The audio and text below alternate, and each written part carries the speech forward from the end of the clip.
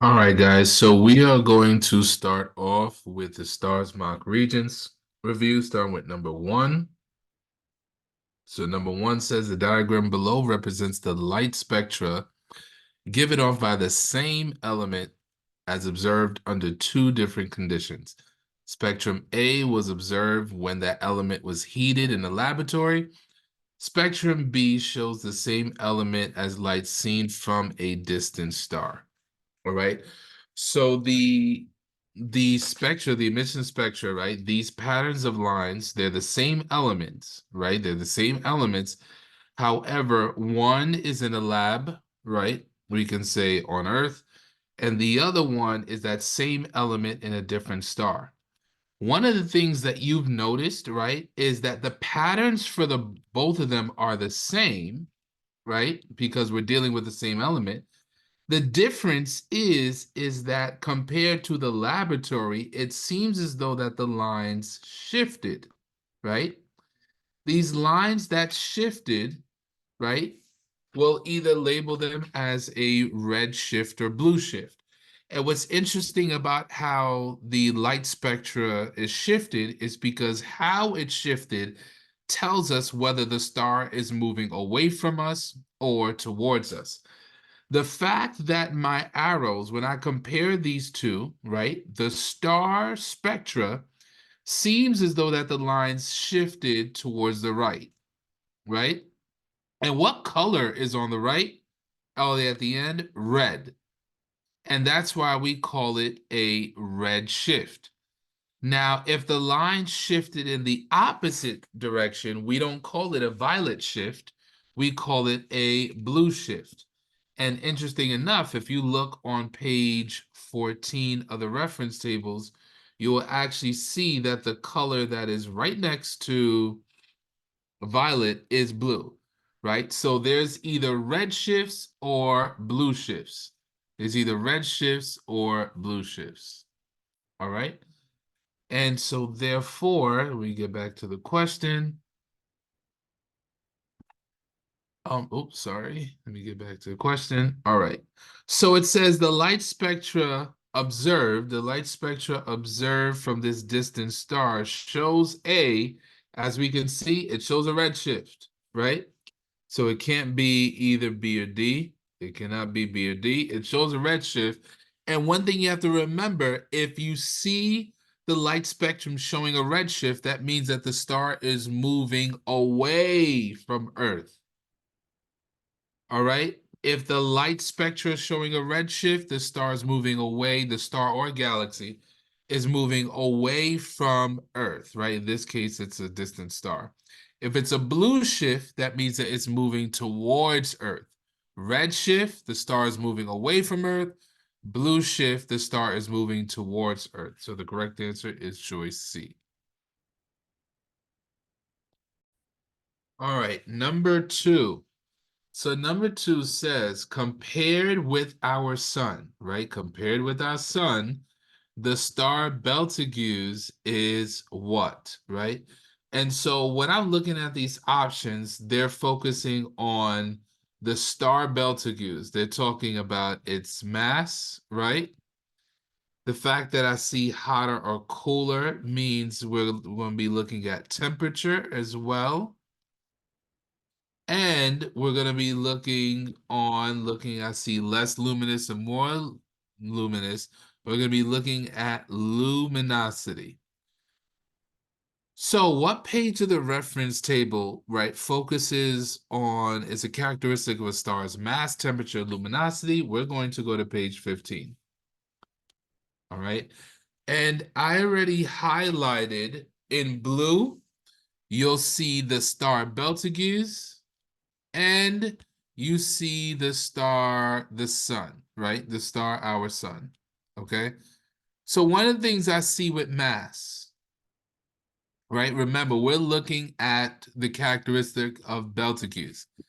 Betelgeuse, as you can see in the green, is bigger than the sun, right? It's a more massive star. So we could automatically just write to the side, right? That Betelgeuse, oops, sorry. Betelgeuse There we go. Sorry for the spelling. Is bigger, right? We see Betelgeuse is bigger than the sun. That's the first thing. Now, when I take a look at temperature, if I can scroll down, right? Betelgeuse actually looks like it's cooler than the sun. Look at the blue line right here, right? That's following downwards. And you'll see Betelgeuse has a temperature of just between 3 to 4,000 Kelvin, and the sun has a temperature looks to be between 5 to 6,000 Kelvin. So Betelgeuse is definitely cooler. All right, Betelgeuse is definitely has a lower temperature. And then last is luminosity, right? When I'm looking, which is brighter, Betelgeuse is higher on the chart, right? As you can see in the red, it's higher on the chart than the sun. So it has a higher luminosity. So it's definitely more luminous. All right. And so when we take a look, and you can even pause here to go back to your worksheet to see which is the best choice. Betelgeuse is bigger, it's cooler, and it's more luminous. All right. And you can actually see there's a relationship between luminosity and mass. The bigger the star is, the brighter that star is going to be, right? The more luminous it is. And so when we go back to our sheet, the correct answer is going to be choice D, right? Larger, cooler, and more luminous. All right, number 3. It says most of the radiant energy released by the sun results from the process of, right, focusing on number 3. So here we go. Oops. Sorry. Most of the radiant energy released by the sun results in the process of, so this is something that we have to memorize, right? The process that stars use, right, to make energy, and that energy is the form of light and heat, right? Light and heat. We know that that process is known as nuclear fusion, okay? And if you look at our note sheet, we know that nuclear fusion, right, is the process that occurs inside the star that causes the star to make energy in the form of light and heat. And as it says right here, nuclear fusion occurs when two hydrogen atoms are slammed together to make a helium atom. All right, you're taking two smaller elements, right? Smaller mass elements, right? In order to slam together, right, to make a heavier, right, a heavier atom. So therefore, that's why we have to remember nuclear fusion. You have two hydrogen atoms slammed together to make a helium atom. So that's why the correct answer is choice 2, nuclear fusion. Number 4 says measurements of a certain star has a measurements indicating that a certain star has a very high luminosity of 100,000 times that of our sun, and yet has a temperature that is cooler than the sun. What can you conclude about this observation? All right. So it's saying that it's cooler than the sun, right?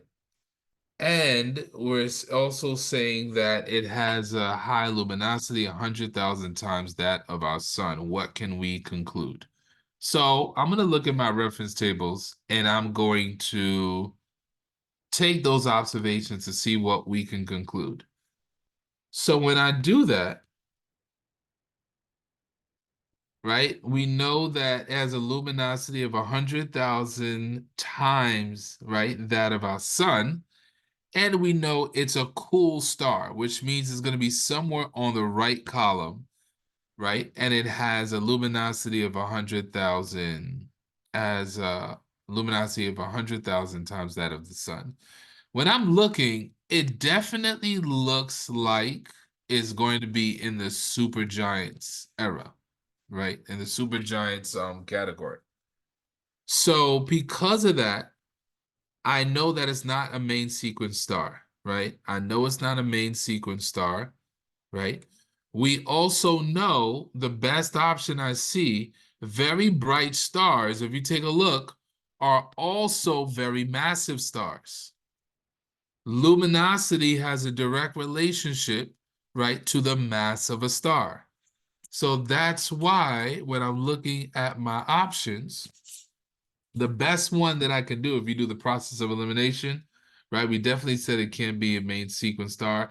It's not a typical characteristic of stars because of the fact on the reference tables, we have stars that are also very hot, right?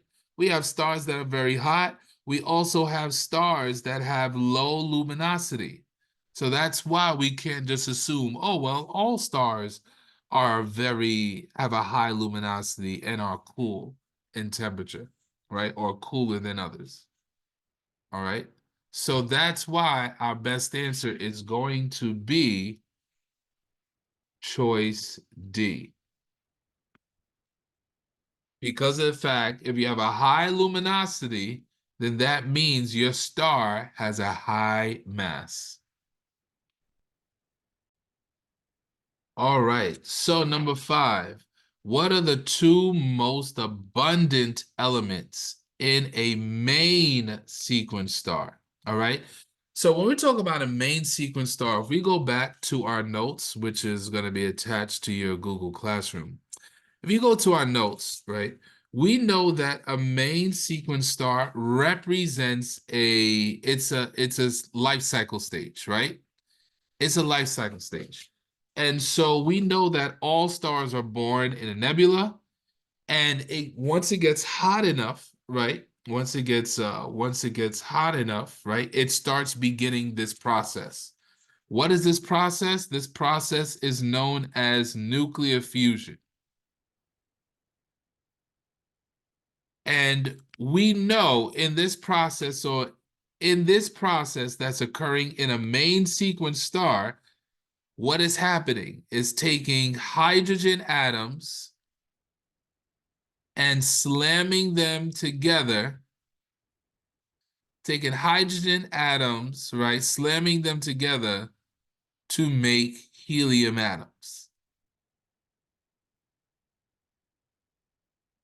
And so right now, right, in a main sequence star, it did not start to quote unquote die, right? That process of death in a star, it occurs once you run out of hydrogen atoms, right? That's from there it'll turn to either a giant or a supergiant.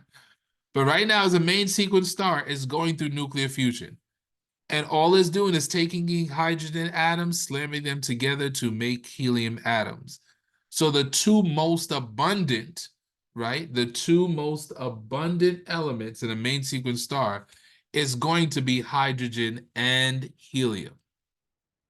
Hydrogen and helium, which is going to be choice A.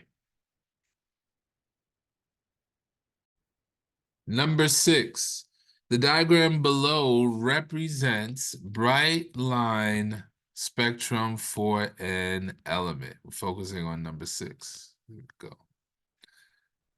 The spectrum of the same element observed in the light from a distant star is shown below.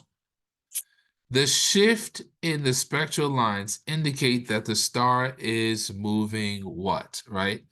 So they're telling us this first one right here represents the spectrum for an element, and this second one right here represents the spectrum of the same element shown in the distant star. So when I'm looking the same pattern, it looks like the lines shifted towards the right side, right? And what color's on the right side, right? Red, right, which represents sorry. And we're talking about the wavelengths, right, of these different colors. So the fact of the matter is that because it's shifting towards the red side, right, we know that this is an example of a red shift. And if a star is showing a red shift, that means that the star is moving away from Earth, which is choice A. If it was a blue shift, it would be moving towards Earth, right? But because it's showing a red shift, right, the lines are shifting towards the red side, that means that it's a red shift moving away from Earth. All right, number 7, the theory that the universe is expanded is supported by blank, right? So the theory that the universe is expanding is called, right, what scientists refer to as the Big Bang theory, right? And so with the Big Bang theory, right? This is also showing that the universe is expanding. Okay. So in this theory, if the universe is expanding, then that means that you have galaxies. I know this is probably a horrible, this is a horrible picture. I apologize, right? But let's say this is Galaxy A. I know my drawing is ridiculous, right? And we also have Galaxy B, right? But the fact that they are moving away from each other, right? Because of the fact that the Big Bang Theory states that the universe is expanding, that means galaxies are moving away from each other. If we were to look at the light spectra, right, that these galaxies are showing to each other, because they're moving away from each other, we would see a red shift of light from distant galaxies. And that's why the correct answer is A, right? The theory that the theory that the universe is expanding, one of the reasons that support that theory is the fact that we're seeing a red shift of light from distant galaxies.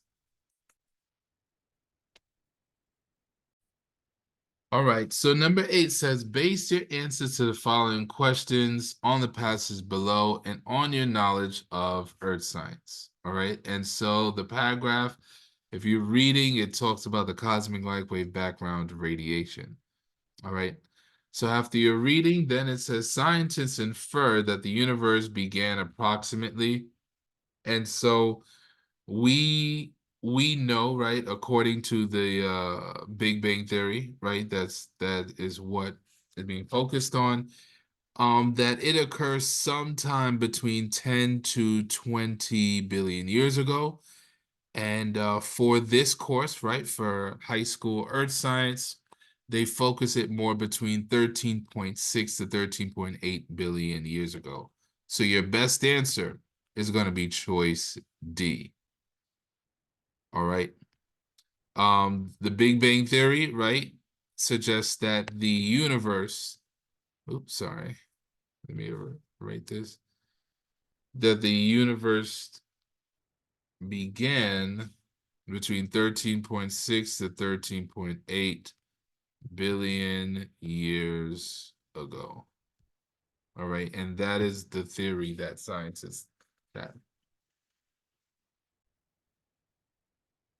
All right, so the question says for number 9, it says, which two stars, there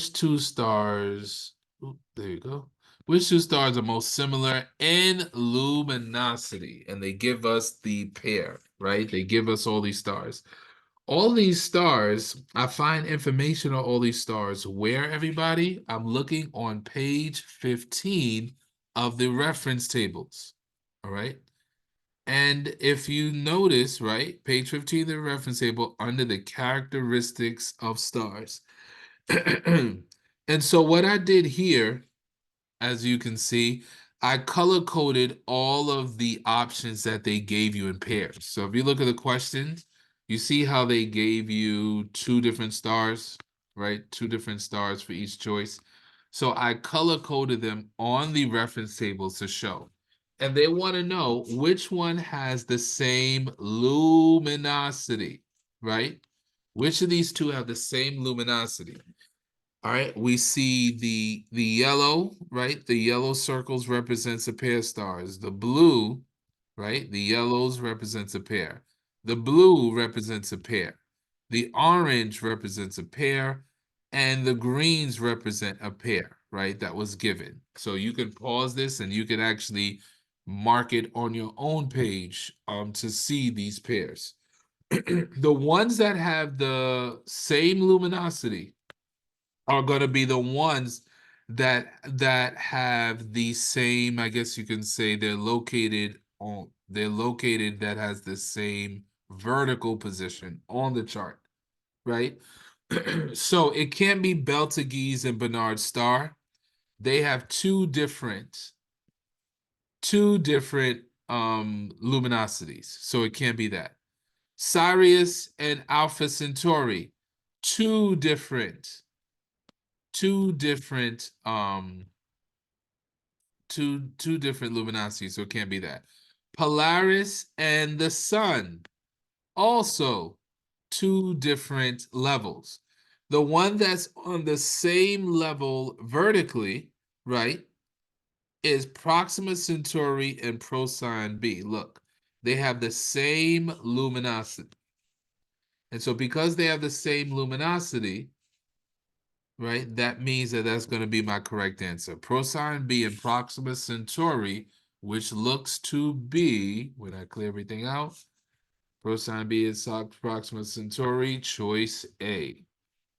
All right. Please, you are encouraged to pause, rewind, right, to compare with your answers as well, too. Going back and forth to the reference tables, please make sure that you are pausing, right, and rewinding as well. Oh, all right, so let's take a look at number 10. So number 10 says the great amounts of energy are released in the core of a star as lighter elements combine, keyword combine, and form heavier elements during the process of. So we know this process that's occurring inside of a star, right? That's generating great amounts of energies. There's only one process that's combining lighter elements, right? And who remembers what these lighter elements are? These lighter elements are hydrogen, right? And they're combining to form heavier elements. What are those heavier elements?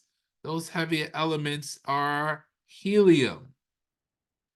And the process to take hydrogen to combine into helium, that process is called nuclear fusion, not fission. Nuclear fusion.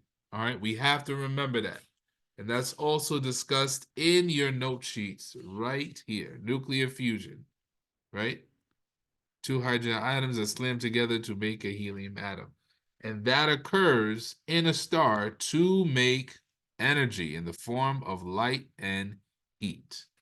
All right. So nuclear fusion is the correct answer for 10. All right, everybody. Have a wonderful, blessed day. Make sure to like, share, and subscribe. And until next time, peace, everybody. Take care.